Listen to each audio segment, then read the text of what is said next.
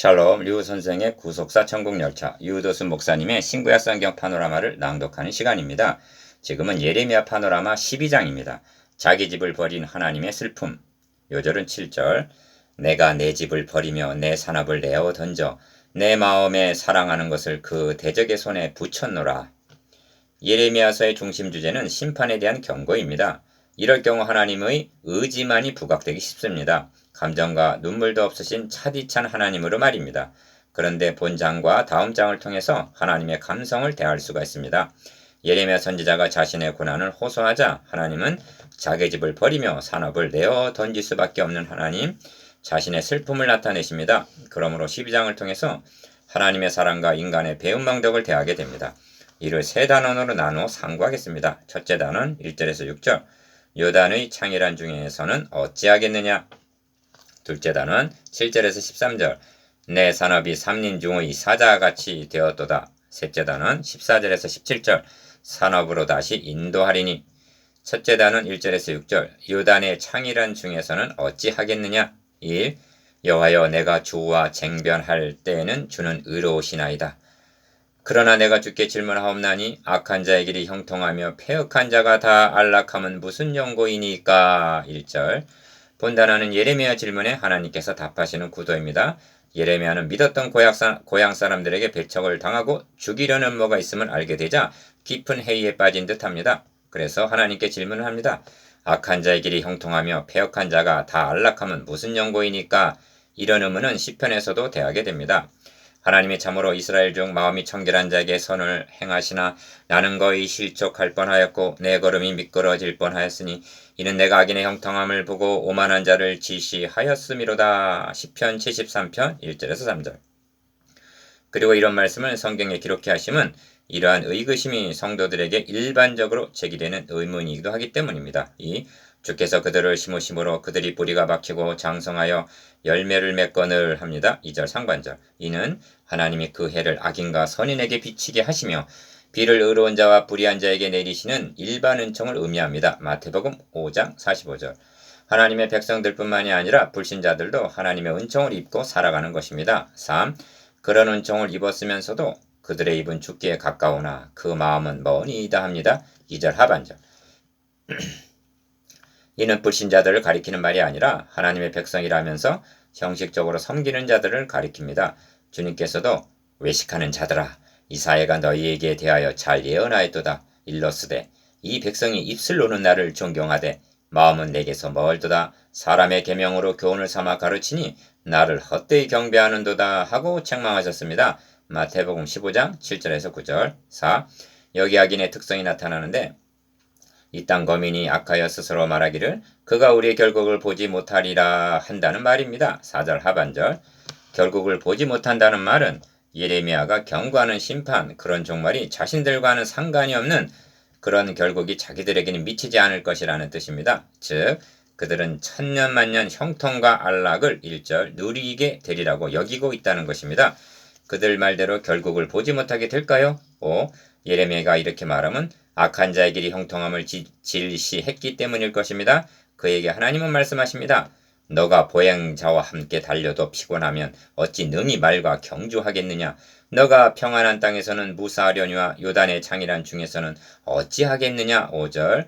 여기 보행자 평안한 땅은 고향 아나돗을 가리키고 달리는 말과 요단의 창일은 앞으로 예루살렘에서 겪게 될 더 혹심한 환난과 핍박을 의미합니다. 아나돗이란 작은 거울에서의 핍박을 두려워하고 불평한다면 요단의 창이란 중에서는 어찌 하려느냐 하십니다. 하나님은 예레미야를 격려하시므로 앞으로 닥칠 환난을 대비시키고 계십니다. 이유 그렇다면 우리의 결국을 보지 못하리라 한 대로 악인이 영영 형통하고 안락할 것인가?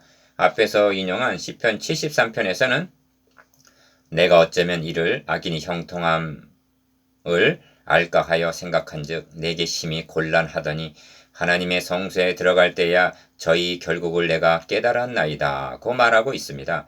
주께서 참으로 저희를 미끄러운 곳에 두시며 파멸에 던지시니 저희가 어찌 그리 졸지에 황폐되었는가 놀람으로 전멸하였나이다 하고 시편 73편 16절에서 19절. 그들의 결국이 졸지에 황폐하게 되고 진멸하였다고 진술하고 있습니다. 둘째 단원 7절에서 13절 내 산업이 삼림 중의 사자같이 되었도다. 본 단어는 예레미야가 하나님께 내가 주께 질문하옵나니 악한 자의 길이 형통하며 패역한 자가 다 안락하면 무슨 연고이니까 하면서 1절 양을 잡으려고 끌어냄과 같이 그들을 끌어내시되 죽일 날을 위하여 그들을 예비하옵소서 하고 3절 호소한 데 대한 답변이라 할 수가 있습니다. 하나님은 예레미야가 고발하고 있는 그들을 가리켜 1. 내 집 7절 상반절 2. 내 산업 7절 중반절 3. 마음의 사랑하는 것 7절 하반절 4. 내 포도원 10절 상반절 5. 나의 낙토라고 10절 하반절 말씀합니다. 그런 내 집을 버리며 내 산업을 내어 던져 내 마음에 사랑하는 것을 그 대적의 손에 붙였노니 하십니다. 7절 그리하여 낙토가 황무지가 10절 되게 하시겠다는 것입니다. 이렇게 말씀하시면 마음에 사랑하는 자를 징벌하시는 하나님의 마음이 어떠하심을 나타내시는 말씀입니다. 6. 이 땅이 슬퍼하며 그 황무지가 나를 향하여 슬퍼하는도다 라고 말씀하고 있는데 4절 11절 이는 땅이 슬퍼하고 있는 것이 아니라 하나님의 마음을 나타낸 것이 아니겠습니까? 다음 장에서는 너희가 이를 듣지 아니하면 나의 심령이 너희 교만을 인하여 은근히 곡할 것이며 여호와의 양 무리가 사로잡힘을 인하여 눈물을 흘려 통곡하리라 하십니다. 13절 17 13장 17절 어찌하여 성전 내 집을 버리셔야만 했고 택하신 산업을 내어 던져 마음에 사랑하는 것을 그 대적의 손에 붙이셔야만 하는가? 7. 마음에 사랑하는 내 산업 이스라엘이 삼림 중에 사자같이 되었다고 말씀합니다. 8절 상반절 그들은 더 이상 목자가 인도하는 대로 따라가는 순한 양이 아니라 사자가 되었다고 말씀합니다. 8. 나를 향하여 그 소리를 바라고 8절 중반절 즉 포효하면서 되어들고 있다고 말씀합니다. 9. 내 산업이 내게 대하여 문이 있는 매가 아니냐 하십니다. 9절 문이 있는 매란 고기를 뜯어먹는 사나운 육식조를 가리키는 말입니다. 이러한 묘사는 시편 22편에 수록된 메시아 예언으로 우리를 인도해 줍니다. 기억 많은 황소가 나를 에워싸며 바산의 힘센 소들이 나를 둘렀으며 내게 그 입을 벌림이 찢고 부르짖는 사자 같으니이다. 12절 13절 니은 나를 사자 입에서 구하소서 합니다. 21절 디귿 개들이 나를 에워쌌으며 악한 무리가 나를 둘러 내 수족을 찔렀나이다 합니다. 16절 그렇습니다. 하나님의 아들을 십자가에 못 박을 당시의 그들은 마치 맹수와 같고 사나운 육식조와 같았던 것입니다. 이것이 유다인과 예루살렘 거민 중에 반역이 있도다 하신 반역이었던 것입니다. 11장 9절 10. 이 말씀이 어째서 예레미야의 질문에 대한 답변이 되느냐 하면 주님께서 잡히시던 날 밤에 제자들을 향하여 세상이 너희를 미워하면 너희보다 먼저 나를 미워한 줄을 알라고 말씀하신 요한복음 15장 18절 그런 뜻에서입니다. 셋째 단어 14절에서 17절 산업으로 다시 인도하리니 내가 내 백성 이스라엘에게 산업으로 준 산업을 다시는 나의 모든 악한 이웃에게 대하여 내가 내 백성 이스라엘에게 산업으로 준 산업을 다치는 나의 모든 악한 이웃에게 대하여 나 여호와가 이같이 말하노라 보라 내가 그들을 그 땅에서 뽑아버리겠고 유다 집은 그들 중에서 뽑아내리라. 14절 1. 나의 모든 악한 이웃이란 하나님의 산업인 이스라엘을 침공하는 이방 나라들을 가리킵니다. 북쪽 이스라엘은 아수르에게 망했고 남쪽 유다도 바벨론에 의하여 멸망당할 처지에 놓인 것입니다. 하나님께서 그들을 징벌의 도구로 사용하시지만 그들이 이스라엘보다 선하기 때문도 아니며 하나님의 산업 선민 이스라엘을 다치는 침략 행위가 죄 없다 할 수는 없는 것입니다. 그래서 그 땅에서 뽑아버리겠다. 즉 그들도 심판하시겠다고 선언하시는 것입니다. 2. 그런데 본 단원의 중심점은 여기에 있는 것이 아니라 그들이 사로잡고 있는 유다 집은 그들 중에 뽑아내리니 14절 하반절 즉 해방시켜서 내가 그들을 뽑아낸 후에 내가 돌이켜 그들을 공의히 여겨서 각 사람을 그 산업으로 각 사람을 그 땅으로 다시 인도하리니 하시는데 15절 중심점이 있는 것입니다. 즉 포로에서 돌아오게 하여 회복시켜 주시겠다고 말씀하십니다. 이렇게 말씀하신 하나님께서는 포악한 바벨론을 바사를 들어서 뽑아버리시고 마음에 사랑하는 하나님의 산업은 바벨론에서 뽑아 귀환하게 하셨던 것입니다. 이것이 하나님의 긍휼입니다. 3. 성경은 한 걸음 더 나아가고 있습니다. 이방 나라들이 바알을 버리고 그들이 내 백성의 도를 부지런히 배우면 하나님께로 돌아오면 그들이 내 백성 중에 세움을 입으려니와 16절 즉 이방인도 구원에 참여하게 될 것을 말씀하고 있습니다.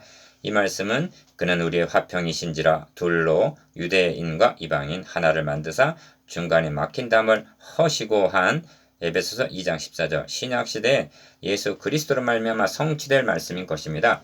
만일 그들이 그리하지 아니하면 내가 반드시 그 나라를 뽑으리라 뽑아 멸하리라 하고 16절 17절 복음을 배척하면 그 결국은 멸망임을 말씀하십니다. 4. 그러므로 내가 내 집을 버리며 내 산업을 내어 던져 내 마음에 사랑하는 것을 그 대적의 손에 붙였노니 하신 말씀이 7절 예루살렘을 바벨론에 붙이실 것에 멈추는 말씀이 아닌 것입니다. 성경은 말씀합니다.